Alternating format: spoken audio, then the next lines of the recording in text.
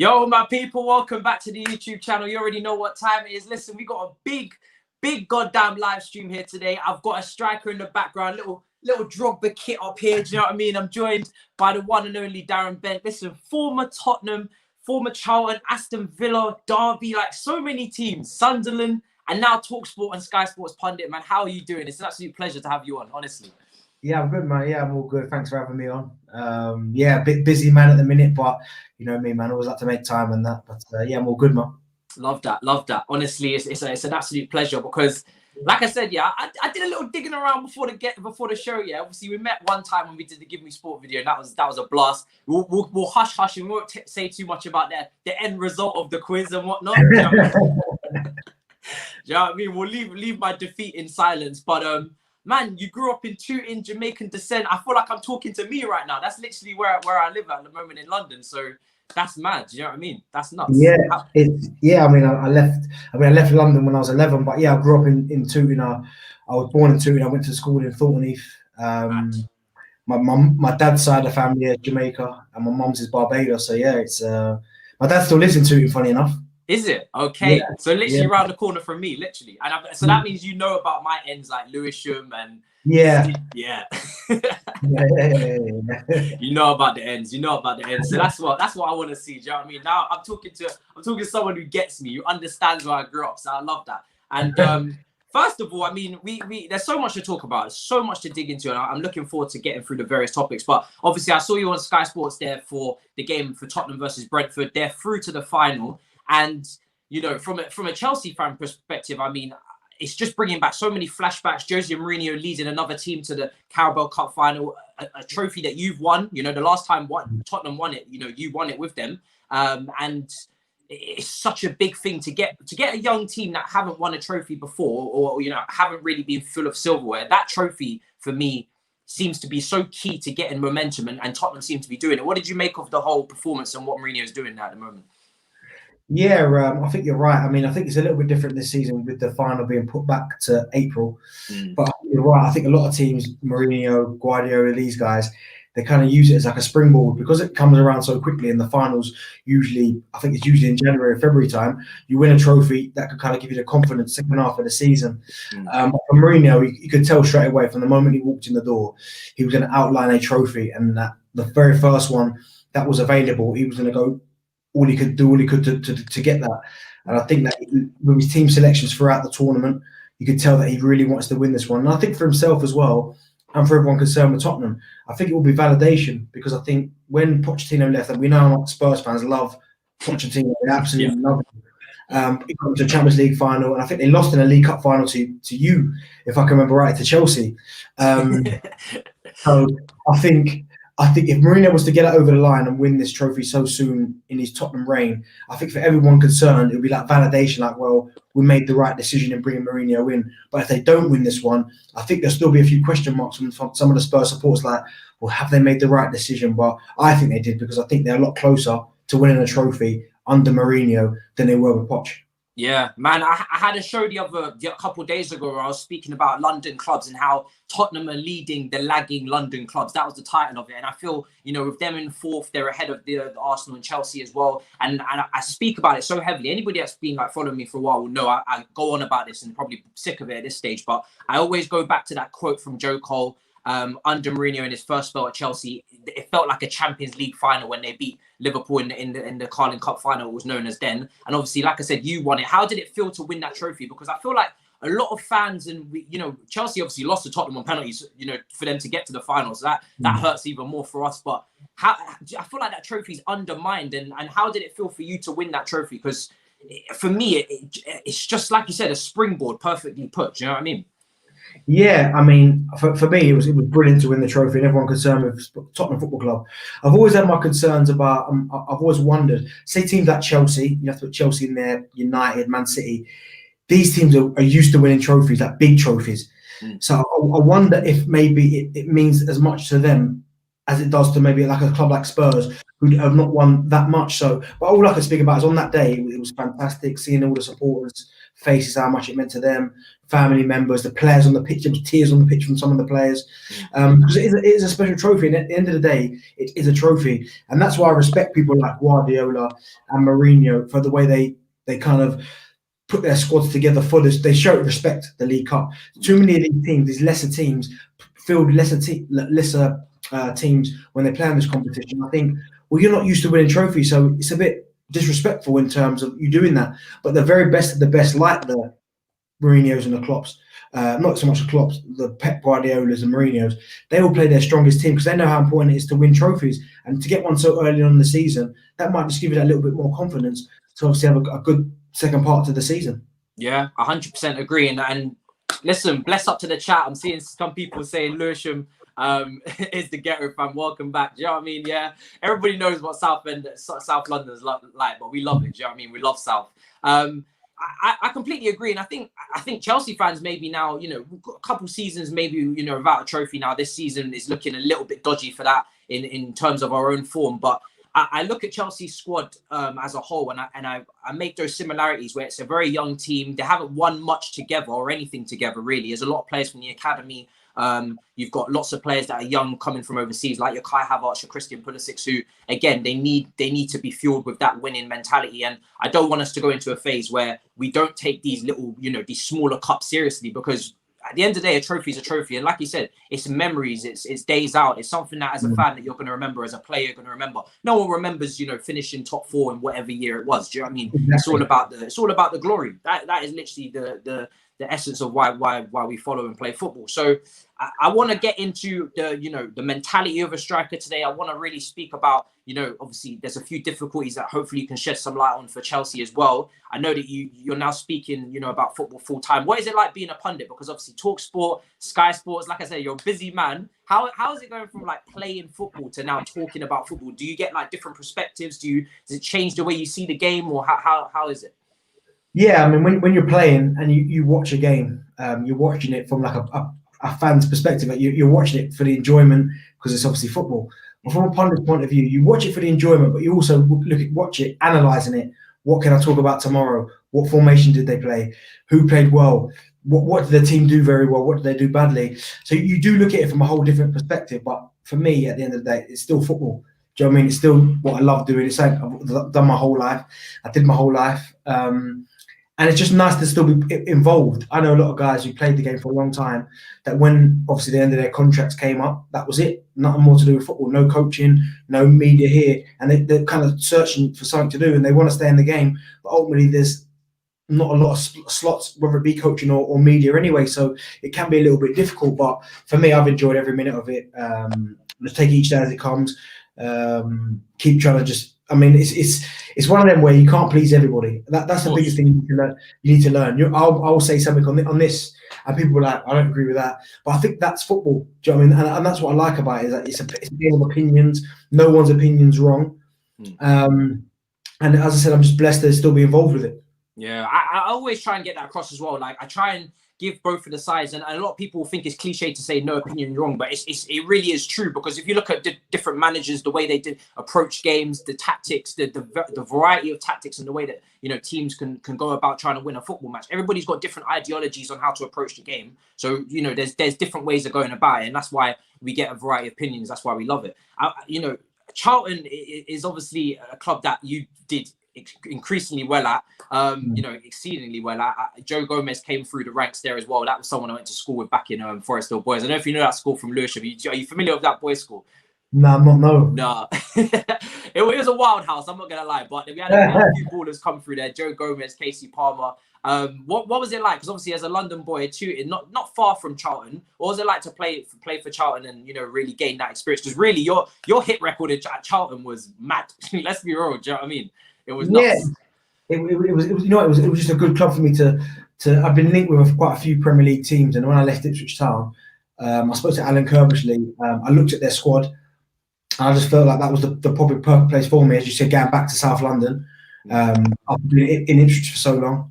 Going back, I've got grandparents there, my dad's there, dad's side of the family's there. It just felt like it was probably the right thing for me to do, and obviously the players they had at the time, good players.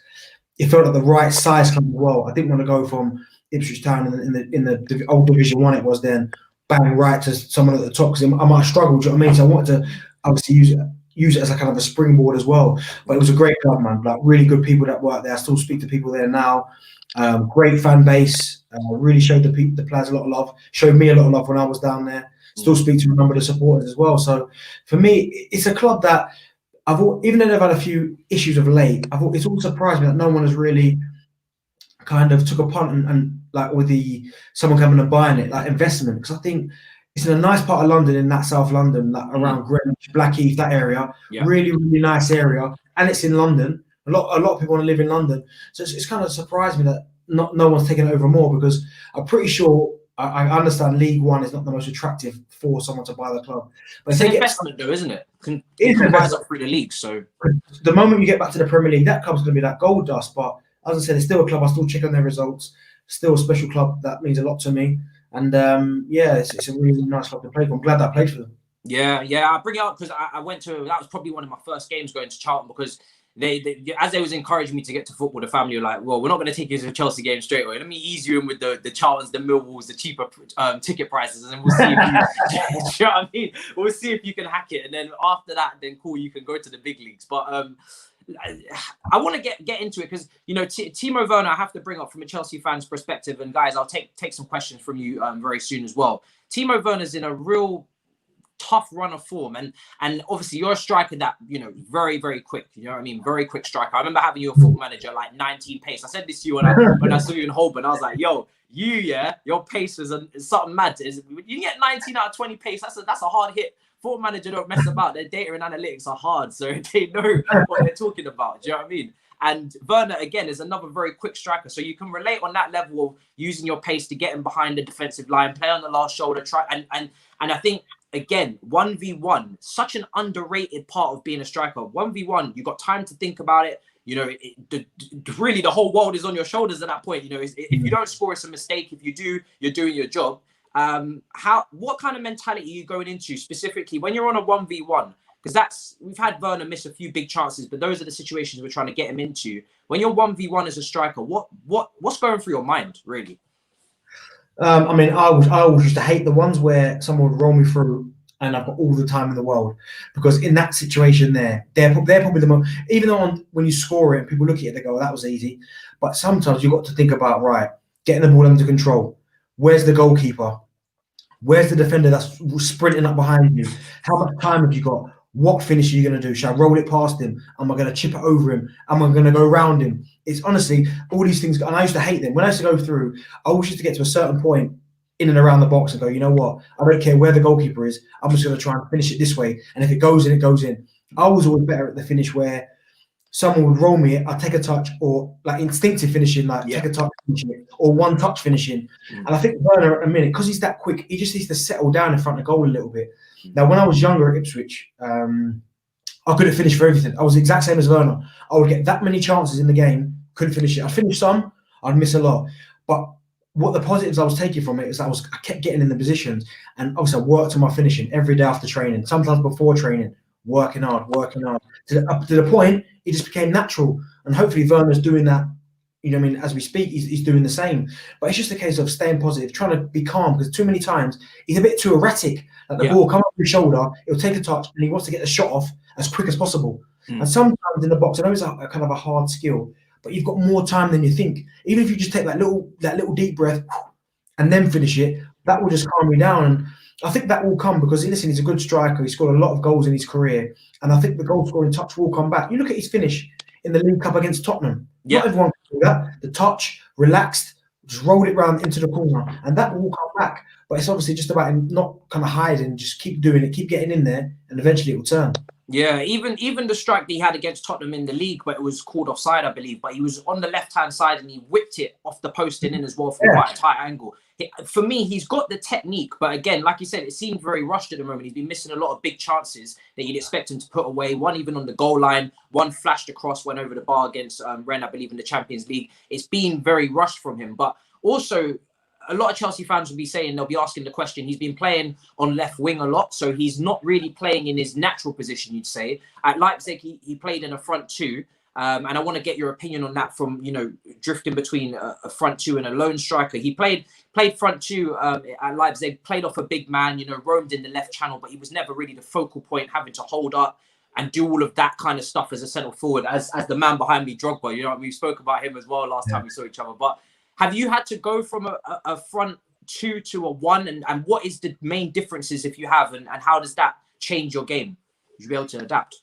Yeah, we're coming through. Obviously, it was all 4-4-2 when I was younger.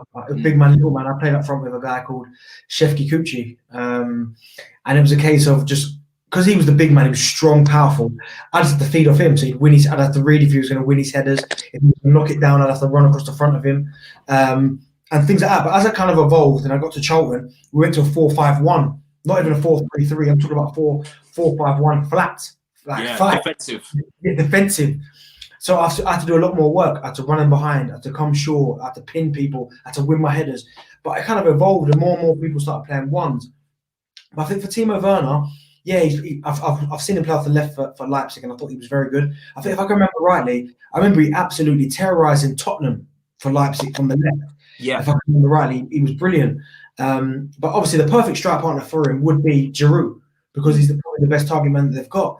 But unfortunately, I can't see Frank changing the shape to accommodate one player. And I think that's the issue that Chelsea have, because I think when you play through the middle or you play left or right, I think nowadays you're still expected to score as many goals as him down the middle. You look at Mo Salah, Mane, Firmino, Aubameyang playing from the left when he was scoring goals, Rashford, these guys, Sterling, these guys all score a lot of goals playing from wider areas. And I think Werner's expected to do the same.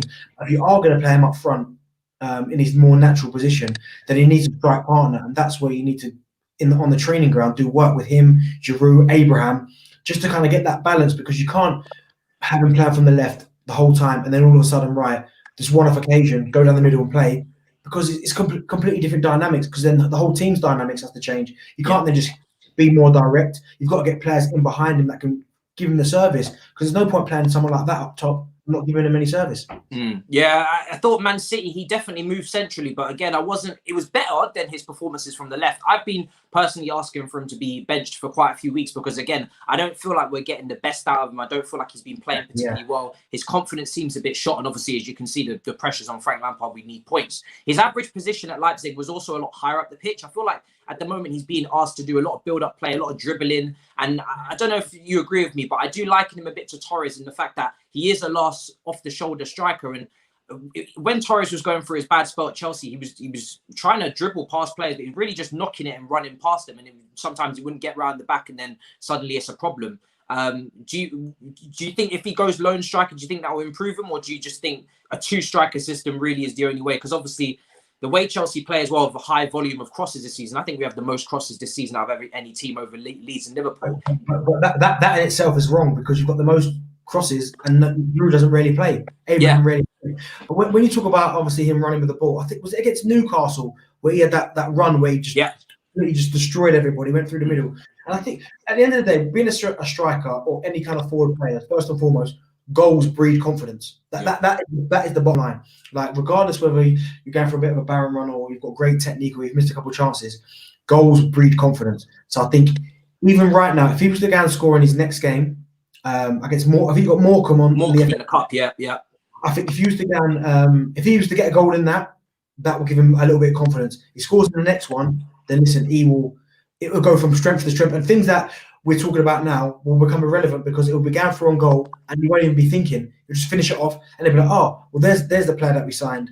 I think goals do breed confidence, but also for Frank and his team selection, I think he's under pressure, Frank, in that he's obviously spent a lot of money, bought in all these top players, even Havertz. Like, I still think he's a top player. I know he's not found his great form yet, but he's a good player. I just think that he's going to be under pressure at some stage to play these people. So even if Giroud down the middle is better, Pulisic on the left, Hudson-Odoi on the right, and the tactics is to cross the ball, he's going to come under pressure for not playing, spending all this money on Havertz and Werner, Ziyech, and not playing them. So, and that's one of the things. When last season, no money, no expectation, no pressure, play the team you want, you get in the top four. Now you've signed everyone that you've wanted to. Yeah, you've got to start delivering results. And even if that means you have to leave certain players out that you've spent a lot of money on, just for the long run, he's going to have to do that. Yeah, I completely agree. I was saying it on a stream this morning that I feel like he's damned if he does, damned if he doesn't. But his job is in such insecurity right now. He does have to prioritize winning football matches over trying to impress the board with the signings, because if he continues to play the signings and they don't work and he keeps losing, he'll be sacked anyway. A really good comment here coming in from the chat.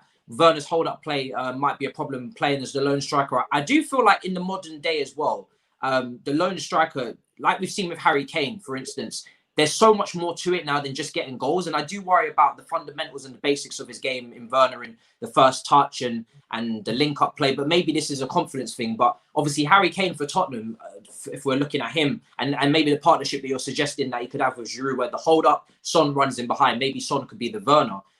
Harry Kane as the lone forward, his passing has been incredible this season. The assists that he's getting, the way that he's able to spot runs, the delivery, and obviously he can score goals. We've known that. But with Werner, do you not worry that, in the modern day, can he really play lone forward? Because, or is it a confidence thing? You're personally speaking for yourself. If you've gone through a tough run of form as a striker, does the fundamentals of your game just start to look way off, and then suddenly the world's against you, kind of thing? Yeah, the fundamentals do change, and you're right. When you've got no confidence, you're nervous about your touch. You're nervous about everything. You're right. I mean, listen, his hold-up play would be a problem by playing a lone striker, but that's where you've got to change the system. Because if you look at Spurs with Harry Kane, for instance, they don't go direct. They don't just hit him and then he holds it up. Then Son, it's always one or two passes. It usually goes into Ndombele. He'll then turn, give it to Kane, and then Kane will come alive, and then Son will, obviously, he's moving, he'll get him behind. So I think he can do the lone striker, but you've got to understand you can't go back to front. You can't go Chilwell, I'm going to clip it into Werner's chest like he can with Drogba, and hold it, or hold it, and then, do you know what I mean? You're going to have to just adapt to the way you play, the players you've got. So yeah, he can play that lone role, but it might have to go into like Mason Mount or Havertz first, then when he turns, then he gives it to Werner, and then you play off that. So I think, yeah, his hold-up play is important, but when people think of hold-up play, they automatically go to, right, long ball, can you hold it, fight off the defender, turn, and then put someone in. It doesn't work like that. And even if you watch with Harry Kane, yeah, he can do it on occasions, but his is more build up, and then they go into his feet, and then he does something. Yeah. Do you know what it is with Werner? Is that I am slightly worried, but what does give me confidence is the fact that, the Aubameyangs of this world, the Vardys in this league, they've shown that a striker with a lot of pace, and maybe not the best in build-up areas, that they can still flourish and get a lot of goals in this league and challenge for Golden Boot. So it's really, again, obviously confidence with the player, but how Chelsea actually go forward and utilise him in the future and make sure they actually get the best out of him. Like you said, play to his strengths, not his weaknesses. Don't ask him to do things that he can't do and try and get the ball in behind. I gave you a stat before the stream. I don't know if this stat is still correct, but it definitely was, at least last weekend anyway, that Bruno Fernandes had put in more through balls in Chelsea. So that in itself is a worry. And just to finish up on Werner, I think, the Man City game in particular, they was crossing still to Werner. Like you said, you're putting in the most crosses as a team, but you don't have Giroud on the pitch. But we were still flooding crosses with Ziyech and aiming for Pulisic and Werner. That's just not their game. So it was kind of just, you're kind of asking for trouble. Do you know what I mean, in that respect? Yeah, of course. I mean, if you're going to play that way, I mean, listen, you guys can still be crossing the ball now, and them two still want to score the goal from a cross. I mean, what you need to do is, if that's the way you're going to play, you're going to build it up, get it wide, then you've got players that kind of match the game plan. And there's no one better than Giroud getting across the front post, getting his head to things. Or even at times, even if he doesn't go for goal, he manages to head it down to someone and they come onto it and finish it off. So I think you can't blame Werner for that too much, because, yeah, he's in the box and listen, he'll try and get across the front, he'll try and flick it on. But I don't think right now, in terms of getting across the front post and being kind of a menace, there's better than Olivier Giroud right now. Yeah, I would definitely argue that. For me, I would go with the players that are in form, just because Frank's job is really on the line. And segue into Frank perfectly here, because we did bring up a little bit, and I guess he is responsible for everything that is happening on the pitch. That's just how it goes as a manager. What have you made of him this season? Because, in terms of Chelsea fan base right now, is very much in and out camps, and I'll start looking at the comments and reading out some of the comments as well on this, but it's very 50-50 right now, which is crazy, because obviously this is just social media results and polling and whatnot. I think obviously in the ground you'd have a stronger favour in terms of Frank, but he is certainly under pressure. There was an Athletic article that went out immediately after the Man City game saying that his job is under threat and there's other options being looked at. We know Tuchel is available at PSG after recently departing for Pochettino as well. What have you made of Frank this season in terms of, strengths, weaknesses, what he's been good at, what he's been bad at? Are you confident in him going forward? What do you think? It's such a tough one because first of all, he's inexperienced in this role. Now, I know we had 12 months at Derby where he did okay, but you're talking about one of the arguably one of the toughest jobs in football, the Chelsea manager's job, because your shelf life not that long at Chelsea. Regardless, you look at Di Matteo, Champions League out, Ancelotti double out, Mourinho twice out. Do you know what I mean? So yeah. And listen, I know Frank's a legend, but he's under massive pressure. And you think about what he did last season. He nurtured some of the kids in Reece James and Mason Mount, Tomori, these guys, and they got him to fourth. And everyone was patting him on the back saying what a great job he did, which he did. Mm. But then when you go and spend this amount of money and you can't get the best out of these players, questions are going to be asked. Mm. And the fact that obviously Chelsea have struggled against teams above them, that doesn't bode well. Yeah. So I just worry that it's going to get to a point where Abramovich is going to be like, well, I get you Frank Lampard. And listen, he's always going to be Frank Lampard. He's your record goal scorer. He's always going to be a legend to that football club. But sometimes, rather than trying to force things, if things don't work, unfortunately, you're going to have to pull the trigger. And there's been more high-profile managers at Chelsea that have got the chop than Frank. And all these managers we're speaking about on that list won things, even down to Benitez. He won the Europa at Chelsea. You know what I mean? Di Matteo Champions League. Mourinho's won trophies. Ancelotti. I think even Avram Grant won a couple of things at Chelsea. No, he didn't. But do you know what it was with Grant is that it was so unlucky because he got to the final of the Champions League. I think the final of the FA Cup as well, and he came very close in the league. He came like second or something. So he got to a minimum 2 finals and I think took it to the last day in the Prem or last couple of weeks. So he was incredibly unlucky. Yeah. Conte, Premier League. Do you know what I mean? So I think there's only so much more people can keep saying, yeah, he's Frank Lampard, like he's a legend at this club before people go, nah, enough's enough. We need to get someone with more experience in there. Yeah. I am worried because I do feel like he's on a game-to-game basis, and obviously there's a lot that I can, debate for him and against him in terms of what he's done so far. I think. But is that the Chelsea legend, Frank, of you talking, or as a manager? If Frank wasn't a legend at the club and he was someone who played elsewhere and got this job, would you still be like, give him time, or would you be like, no, get him out? Do you know what? I personally have always been very patient. So even when a lot of Chelsea fans turned on Sarri, and that season where, during the February times where we got slapped to Man City and Bournemouth, like 4-6-0, 4-0 and 6-0, a lot of Chelsea fans wanted him out. And I still stuck with Sarri because, to be honest, I could see a progression in the football he was trying to play. And yeah, there were teething problems and it was difficult. But I saw something coming. And the thing is with Frank is that because I can see what he's trying to build. Like, the players that he's brought in, I can see how they complement each other in terms of Ziyech, making those cross-field balls that he did for Ajax for Quincy Promise against Chelsea. I can see Werner on the back post making those off-the-ball runs. Chilwell the same. I can see why, Havertz is someone I rate extremely highly. I think he's just in his adaptation. But yeah, I agree with you. Yeah, I think Havertz is going to be a top player. I can see what he's trying to do in the logic of the players that he's buying. And when we went on the run, I know it was against inferior teams. We were playing good football, and we outrun Leeds, which was very difficult to do. He stuck with the 4-3-3. He used Kovacic in an advanced 8 role. I think what's hindering him a lot right now is the lack of experience. And I said it before he came in, when he came from Derby, is that he's only had from Derby that 1 year. So not only was it going to be difficult, to transform this team and to take them to title contenders and whatnot without the disease-stricken season that we've had. Now that you've had no pre-season and you've bought a load of new players that always take time to adjust and adapt, and then you've got no time in between games with training and multiple fixtures coming head-to-head. A lot of people say, well, look, loads of managers are going through that. They are, but they also know how to deal with that because they've got experience. He doesn't. And do you know what, though? And also as well, you're right. And just to touch on what you said there, like Jody Morris, we know, is a very, very good coach, but he's got no one around him that he can kind of lean on for that experience where he can go, right, you know what do you think in this situation? Even if it's just above him, like someone who's obviously been a manager before, knows what it takes. Just so like when the times are tough like now, they're like, this is what you should maybe do. Maybe change it up a little bit. Because he's got none of that, he's kind of having to think on his feet a little bit. Yeah. Bro, I've made this point so many times. I looked at, and like I said, I rate Joe Edwards very highly. But again, when you have an inexperienced manager and then you have very inexperienced coaching team as well, then you kind of set yourself up for like, well, what do we do now? No one really may have the answer. I look at who Chelsea have had, you know, in the past, just your Clements, your Hollands, your Clarks, underneath, you know, Ancelotti's and Mourinho's and whatnot. I think Steve Holland was the one.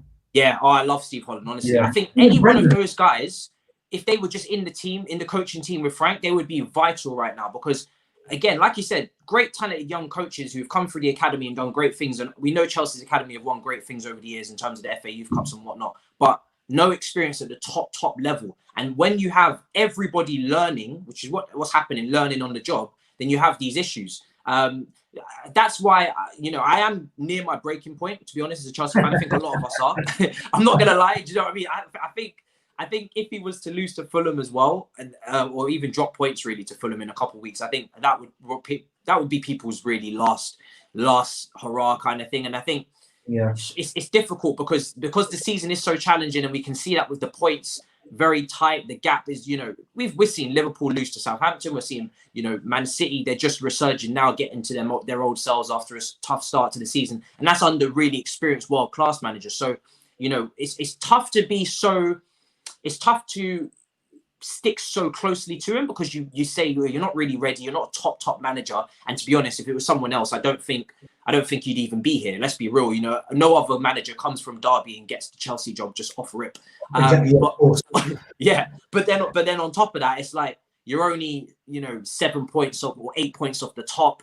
I know you're only 7-8 points off the bottom five as well. But it's such a tight league that in a couple of weeks, if Chelsea were to get their act together, you're in the top four. But if you don't, then you're 14th or something. So it's very much like a waiting game kind of thing. And also the other point that I make, and I want to get your point on this as well, I don't know who I'd replace him with, to be honest. I don't know if you have any suggestions, but Pochettino for me was the guy. Like if he was still available, I would have gone for him. He's got great track record at Southampton, Tottenham, developing youth, player development, winning, you know, not winning trophies, but, you know, you can see he's going to win something at PSG. Transfer market was incredible, getting Van Dijk and players like that. Who's impressing you as a manager at the moment that's out there, would you say? The only one I can think, obviously, you've got Thomas Tuchel, as you said there. He's the one who's, obviously, he's available. Allegri's still out there. Yeah. The only thing with Allegri is that his football is very defensive, isn't it? Well, I know it's for Italian managers, you know, they're very heavily tactical. I do worry though with our team. I don't know if our team matches Allegri in the fact that we're trying to promote a lot of youth and use the academy and whatnot. And then Allegri kind of doesn't strike me as that guy that goes with that. He kind of guides his experience and stuff. I mean, but then you need to find someone. Then obviously there's going to have to be someone who is in a job, and obviously someone that I do rate highly is Ralph Hasenhüttl's a good manager. Yeah, really good manager. But you start looking about and you start thinking, well, who's on kind of shaky ground where you can go in and go, listen, we'll take that manager. I don't think there's many out there, and I think that's a genuine issue. Is that you're right, if they were to get rid of Frank, don't get me wrong, there will be a lot of takers. Like I'm sure even someone like Brendan Rodgers, who I really like, if you offered him Chelsea, he'd probably go, oh. Do you know what I mean? Even though Leicester are going about their business, I don't think there's that many people out there. But I just think for Frank, you take. I know you said there about him obviously being a young manager, which he is, and you look at Arteta. Arteta had 3 years behind Pep, so he watched exactly what Pep did. Do you know what I mean? He saw how he coached. I don't think Frank even had that, but I think also was that what has bought Arteta time is the trophy. He came straight in, changed up the plan, won the FA Cup. And that bought him, because if he hadn't won the FA Cup and Arsenal had gone through where they've gone through now, I fear for Arsenal a little bit. But listen, Frank, he's got to start getting results quickly, or I fear that he could end up like the rest of the Chelsea managers. Yeah, I think out of the three boards, I think between Chelsea, Man United and Arsenal, I think Chelsea's board will be the least patient. Even though there was this big talk about a 3-year project and giving him time, and we're surrounding him with Petr Cech and Jody Morris and youth and everything, I think that honeymoon period quickly goes out the door when you splash that amount of money and you want to return. Do you know what I mean? And I think I've always said this, even though my expectations were higher than this in the beginning, but I think if Chelsea were to not make top 4, it's a wrap. Do you know what I mean? I really do. I think, you know, Champions League football these days. You can't get top 4 with no budget, and then you spend all the money on the players and don't get top 4. I think it's a wrap. Yeah, do you know what I mean? I think that that you can't show to be declining in any way, shape, or form from an objectivity standpoint. You need to either kick on, or at least in a difficult season like this, I guess you could accept stability and a flat line of just continuing on. But I do worry a little bit. I want to ask you about Declan Rice, because this is a guy that's come up here. SNG, thank you for the comments. And guys, get your questions in, because I know you have a lot of them, but I'm going to be looking at the chat now for questions as well to get you involved.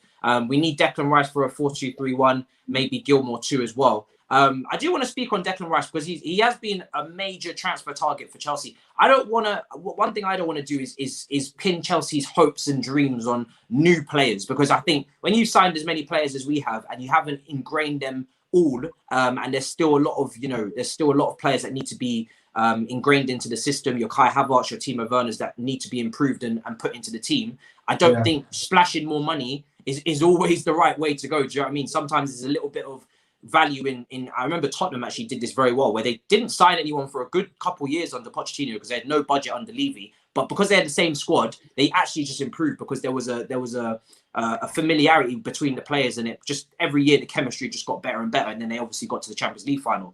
But what's been your take on Declan Rice this season, because he's just a player that everyone seems to be talking about at the moment?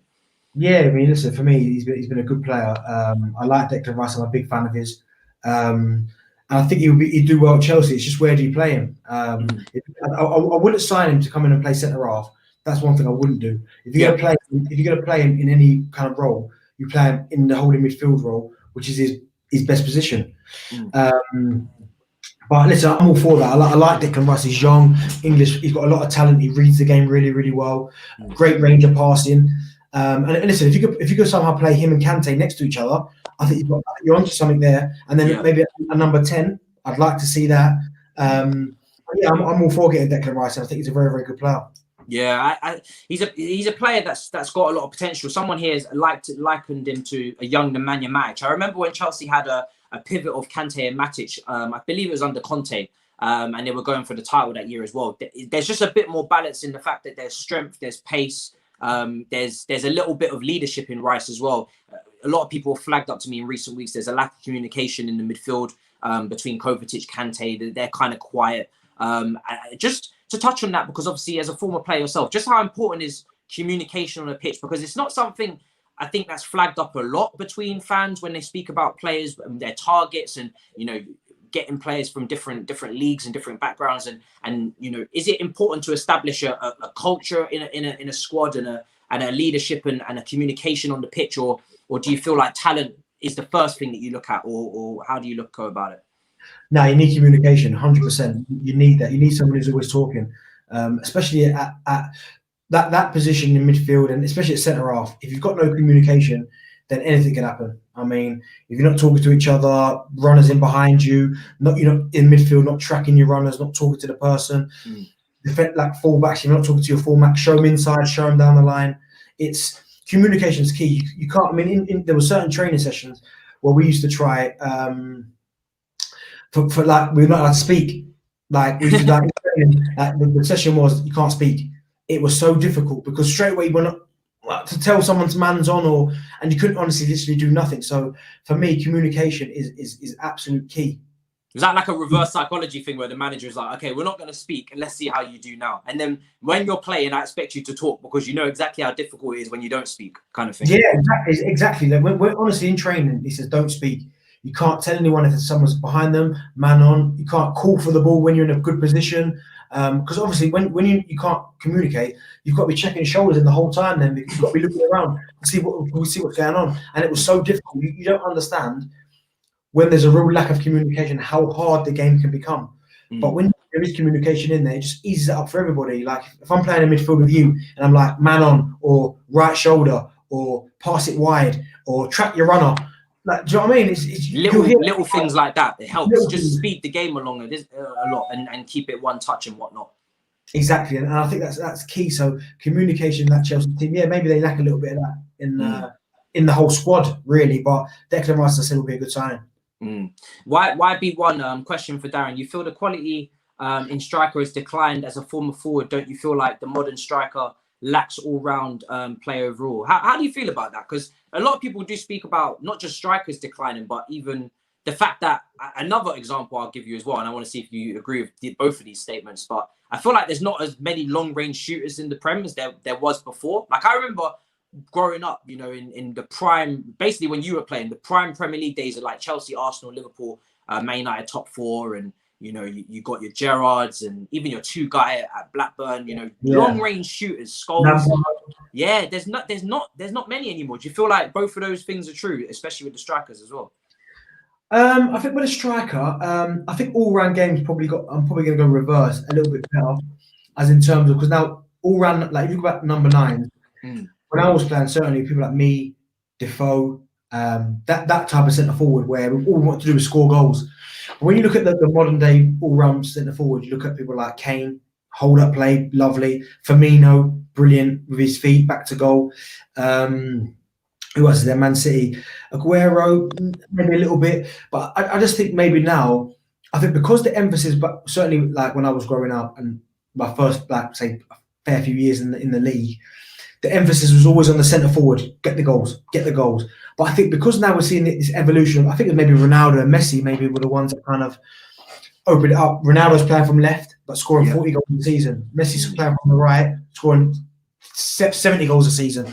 I think them guys coming in, then Salah coming to Liverpool, all of a sudden now the evolution, and maybe Pep's got a lot to do with that, with this false number 9. Because now all of a sudden, certain teams are looking at it and going, maybe we don't need a number 9, you know. Maybe we don't need all out centre forward. Maybe we get, even Brighton the other week tried it, didn't they? With no centre forward.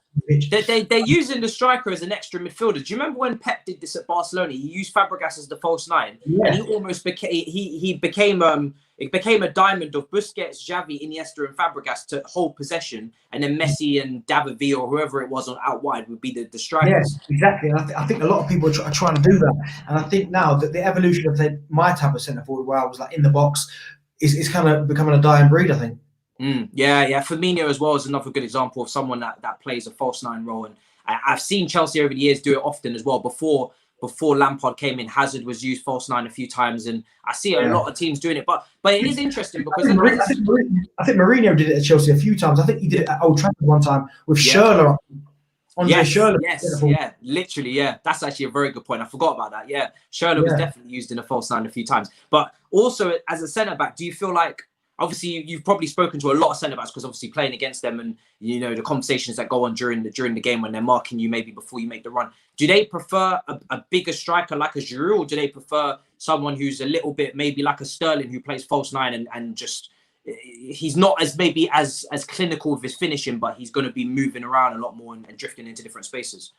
I think when I spoke to centre halves that I know, certainly their worst nightmare is like a Vardy, who's big enough to hold the ball and obviously bring others into play, but has got that speed to run in behind, man. No defender wants to be chasing towards their own goal. All defenders will tell you the same thing. They prefer to play against someone like a Giroud, who's always in front of you. Yeah, he might obviously pin you, win his headers, and it make it tough for you. But the last thing defenders want is the ball just getting spun behind you. And Vardy, Sterling, these guys just keep running the other way. No defender wants to do that. So I think if you ask most defenders, they'd rather play against a Giroud than someone like a Vardy or a Sterling, someone like that. Yeah. Someone that runs into the channels and really stretches the pitch. And do you know what it is with Chelsea at the moment as well? I do look at our strike force as well, and I think there's no perfect solution. I don't know if you feel the same, but when you look at the 3 options that we have, you know, your Tammys, your Girouds, your Timo Werners, there's no perfect solution in terms of a player there that can do it all. So, you know, Giroud lacks the mobility and maybe can't press as much. And we know, you know, in this day and age, they love strikers that can press the ball relentlessly and really start the defensive work from up the pitch. Then you've got, you know, Tammy Abraham, who's still young, still raw. The heading ability can improve, which I want to touch on very soon with you as well. And Timo Werner, we've spoken on about. But with the heading ability of Tammy, I really want to get onto this. As a striker yourself, was that something in your game as a youngster? Did you have to improve on that as your career went on? How did you go about becoming someone that could head the ball? Because Tammy, you know, 6'4" frame, 6'3" frame, his heading is something that alarmingly for me is standing out as a big weakness. It's something where we cross the ball and he's incapable of really directing his header or really getting the right trajectory on the ball and really maybe judging the flight of the ball correctly as well. How how would you go about maybe trying to improve that as a striker to striker kind of situation? When I was younger, again, I go back to myself, I couldn't head the ball for nothing. Honestly, nothing. The ball would come across, I couldn't time it properly, I couldn't get no power on it. And it's something that you just have to just work on now. I don't know if he'll be able to do that with what's going on with the whole dementia thing. And obviously it looks like we're gonna go into a new age of football where it might not be the most sensible thing to keep continuing it every day, bang, working on your heading. Because obviously, certainly when I was growing up, the centre-backs would work on their head and someone would kick the ball and the defenders would just come and head the ball for ages, and strikers would cross it in and you can head the ball. So it's definitely something he can work on, though, his timing. And compared to him as well, he's in quite a good position because he's playing with someone like an Olivier Giroud. So all he's got to do is go to Olivier Giroud and just ask him and say, listen, how can I improve my heading? Because that's what I did. I'd go to the strikers that were ahead of me, or certainly more older than me, more experienced, and just say to them, how can I work on my heading? What drills? And Giroud might turn around and say, listen, I don't know. I'm just naturally good at it. He might do, or he might turn around and go, well, listen, this is what I did when I was younger to work on my heading. Why don't you give it a try? And Tammy might go, okay, but eventually something will click and he'll be like, you know what? This is working a little bit. So even if he goes out after training and for 10 minutes, someone just props his crossing balls in and he just got to get his head to it and just direct it. Because obviously confidence, becoming good at a skill is repetition. Do you know what I mean? If you keep doing it, eventually you get good at it. Do you know what I mean? Yeah. If you just turn up and go, right, I can't head the ball, but I'm sure eventually it will turn. That won't happen. You've got to work on it constantly. It's about repetition. Yeah, no, I completely agree. So that's something that Lampard has really tried to instill in the team, is that continue to keep, because it was what his career was basically founded on, is the fact that he just continued to put in the hours in training and continue to work on himself. I don't think he was naturally, as gifted as someone as a Paul Pogba of this era, but the continued graft of trying to improve every day, day in, day out, really helped him and got him to where he is. So that's something that I'd say is fundamental in his training. I do want to touch on partnerships, because obviously we've mentioned a few times, Giroud, Werner, Tammy Werner probably have the best partnership that I've seen at Chelsea in terms of goal rate. Who's your partnership when you was playing that really that you enjoyed playing with, I guess, the most? See, for me, it's a tough one because I kind of evolved into the one. Yeah. But I love playing with Emil Heskey. He was a good one to play with. Kevin Jones was very good at Sunderland. I remember that one, yeah. Yeah, he was, back in the day at Ipswich Town, probably Shefki Kuchi. He was a brilliant one as well. Big, powerful, could jump 10 foot in the air. So, but as I said, as I gradually got older, it evolved to the 4-3-3 rather than the 4-4-2 or 3-5-2. It went more towards that one up top. Do you know what I mean? So the art of striking kind of goes out. I mean, you look around the Premier League now. How many teams realistically play two strikers every single week? Burnley maybe do it a fair bit. Not many. I think about it. and you know what? They're even reluctant in game to do it, because I was hoping that Chelsea at some point when we're chasing games would go to a 2 up front and try at least pack the box. And we're going to cross anyway, so we may as well put numbers in the box and really go for it. But again, we never really I can't remember too many times we've actually gone to a 2 up front either, to be honest. Exactly, and that's the thing. You're right. Even at the end of games where you're chasing the game, you think, right, it used to be, right, we're losing the game, just get another striker on, play 2 up top. But you're right, now it's reluctance. And even with England, if you watch Gareth Southgate with England, whenever he makes a substitution, he'll never change the shape. Like Dan Neens will come on and he'll have to go and play wide. Tammy will come on, or Calvert-Lewin. If Harry Kane's still on the pitch, they'll have to go and play wide. And sometimes you think, well, go and play players in their natural position, which is centre forward, but there's a real reluctance, as you said, to do that. Got a random question here, I guess, from Man United fan. We've definitely got a few of them in the chat as per usual. Do you think Greenwood can win can be a Ballon d'Or winner? That's a big question there. First of all, he needs to work on getting in that United team week in, week out. I think he's shown us last season that he's got all the attributes to do that. I mean, he's easily the best finisher at United, both feet, but he's not playing enough for me to talk about that. Do you know what I mean? But he has got all the attributes to go to the very, very top. But first and foremost, he needs to concentrate on getting himself in that United team, because with his attributes and his quality, he's too good of a player to not be playing as much football as he is at the minute, because he's barely playing next to nothing. Yeah, I agree with that. I think, there's talent and then there's game time, and there's a lot of things that go into the making of a player. There's coaching. The talent is never usually enough. I do, for the last 10 minutes, just before I let you go, because it's obviously honestly a pleasure to get an hour of your time. I want to go into this England team. Obviously, you made caps for England. I think 13 caps was it in the end? Was it you made for England? Yeah, 13 caps. Obviously that. Enough, yeah. that way. not enough. Put it that way. Do you know what? Yeah, for me, from the moment you make a cap, because do you know what? You had a lot of competition for England. Do you know what I mean? It's a very difficult squad to get into back then. You had the golden generation, and then obviously now I talk about England. I say we have potentially another very promising generation coming up. You've got the likes of Grealish, Phil Foden, Greenwood, we've mentioned, Hudson-Odoi, Saka, Kane, Rashford, Sterling. I mean, the attack is ridiculous. I think the defense is slacking a little bit. It does need to improve. I think you've got a lot of right backs and full backs, but centre back is an issue that I'm worried about. But I'm sure a crop will come through. What's your take on England going into the next couple of tournaments? Are you confident, or do you feel like, a lot of people obviously question Southgate as well, similarly to Lampard, where they feel like potentially he's taken them as far as he can go after that World Cup that he had as well? It's crazy because after the World Cup, it was such a feel-good factor. Everyone was like, "Oh my God, Gareth Southgate, he's the Messiah." Bro, they named a station after him. Yeah, after different results, it was like, get him out. He's not good enough. But I think for Gareth, I mean, listen, you named the attacking players there. I mean, they are, and even in midfield as well. You look at people who have got, like, if Oxlade-Chamberlain can get back, Grealish, Foden. We'd even mention James Maddison. These guys, so they've got players there. I think centre back is an issue, but I think the emergence of John Stones coming back to the form that he's shown at the minute, if he could continue this right now, I think he's got to be probably the first centre back on the team sheet. Now, me personally, if they're all fit, I'm probably going Stones and Gomez. I think you need pace. Yeah, you need pace. At the higher up you go, you need pace. Now, if you go in there with Stones and Maguire, they can both play, but there's no pace there. Do you know what I mean? You need someone that can maybe get you out the fire. And if you're going to go to a 3, you can maybe go Walker, Gomez, and Stones or something like that. But you need pace. I like this crop. You look at the right back situation. I think goalkeeper's an issue. If I'm honest, I'm not quite sure about the goalkeeper situation. Yeah. But in them attacking areas, we've got some serious firepower. Yeah, it has the potential to be a really top team. It is, again, like I said, a little bit lopsided with that defense. I do worry about it.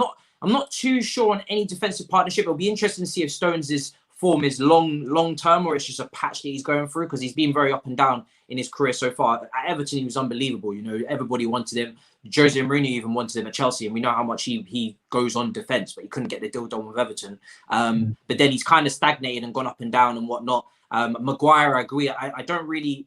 Maguire is one of those players that I feel like in a deep defensive block where you're defending your box and whatnot, I think he can flourish. But when you're playing a high line, top level, like you said, against top teams, that's where you're tricky, wingers and whatnot that come at 1v1. That's when it starts to get difficult.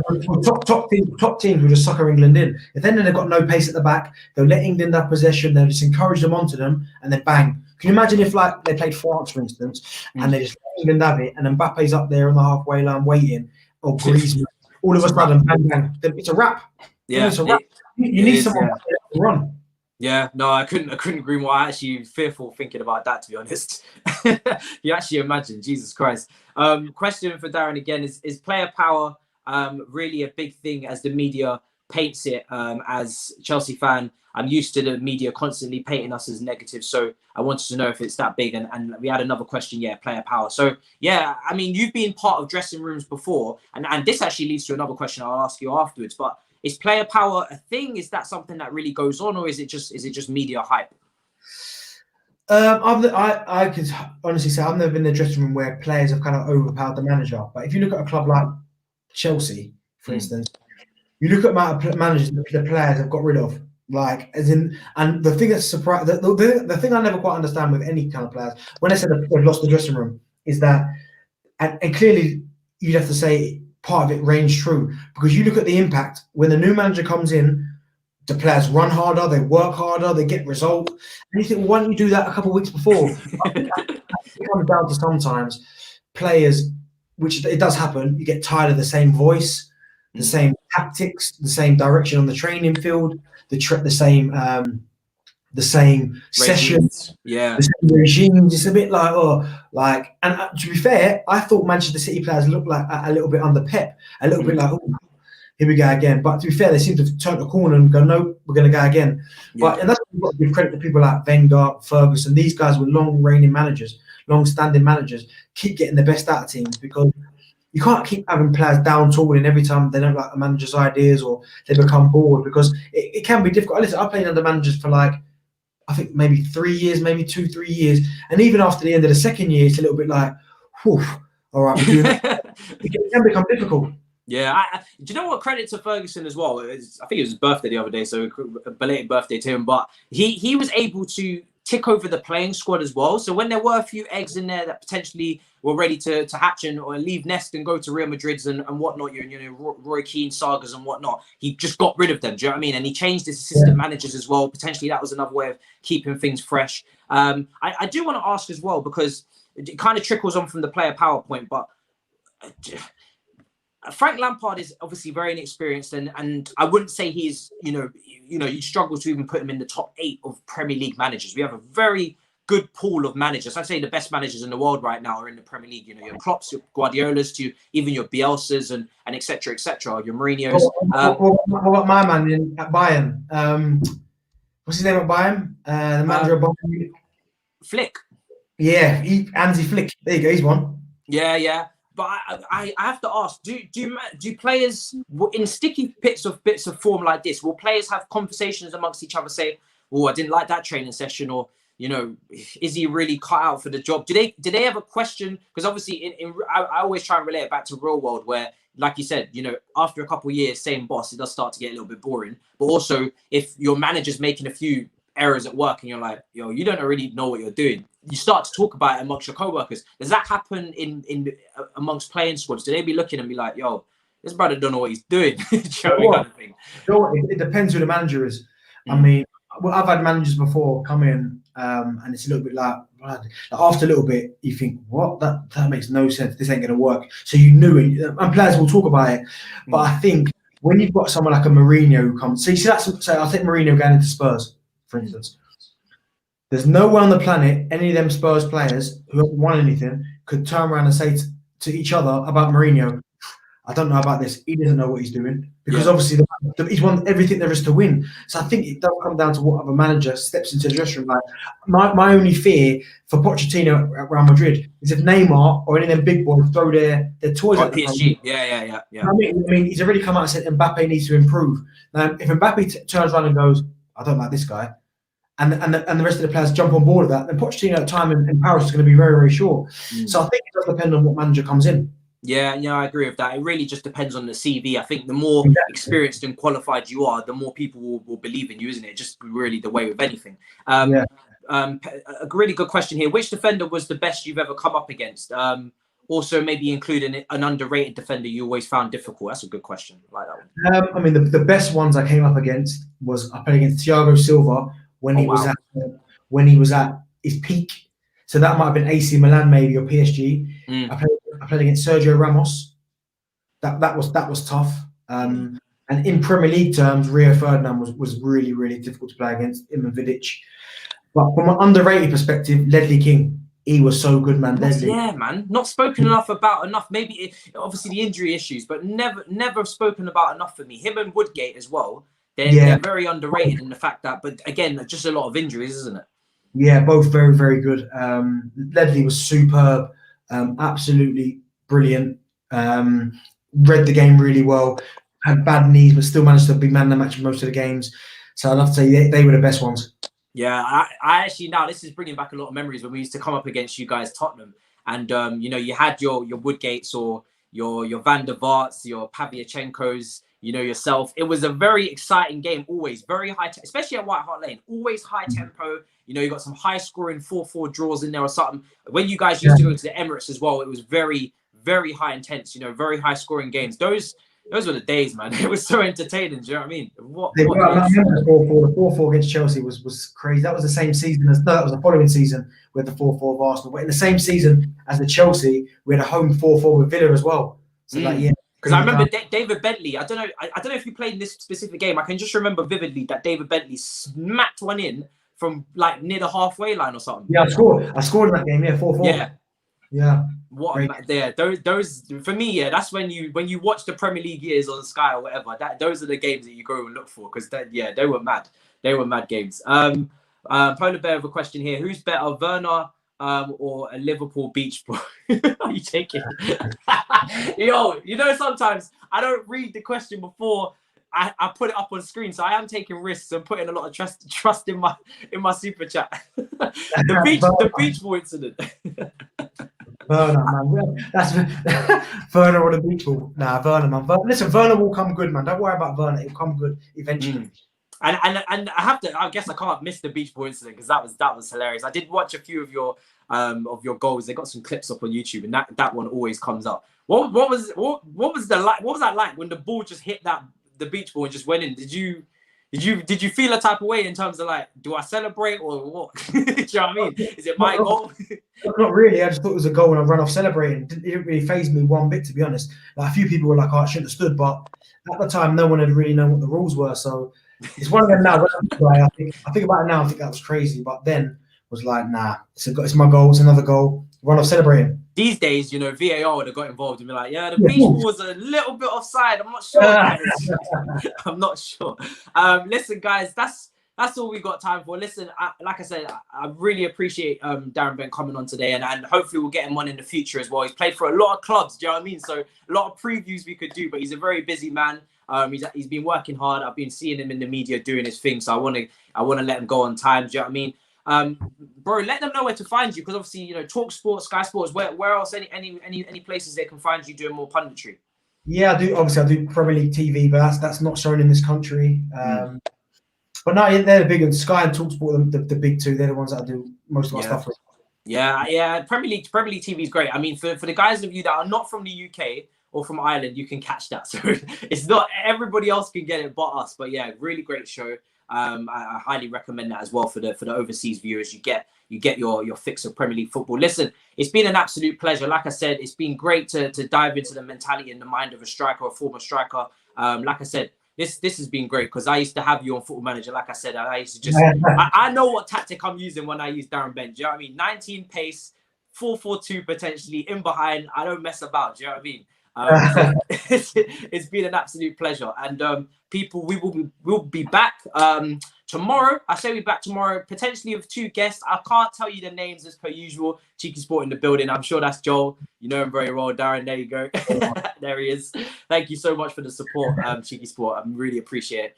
They're the reason I met Darren in the first place. So much love and blessing to you guys. And yeah, like I said, we're going to wrap things up, but we'll be back tomorrow. I can't tell you the guests because I don't know. We're keeping it interesting. Do you know what I mean? And we're going to do the preview for the Morecambe game, and hopefully a little bit of respite for the Chelsea fans, because we've been going through a hard time at the moment. But let's get back to winning ways against Morecambe, and then going to the Fulham game. Another team that Darren's played for. Do you know what I mean? Do you know what I mean? People, in a bit. It's been an absolute pleasure. Thank you so much, Darren, and we'll see you tomorrow.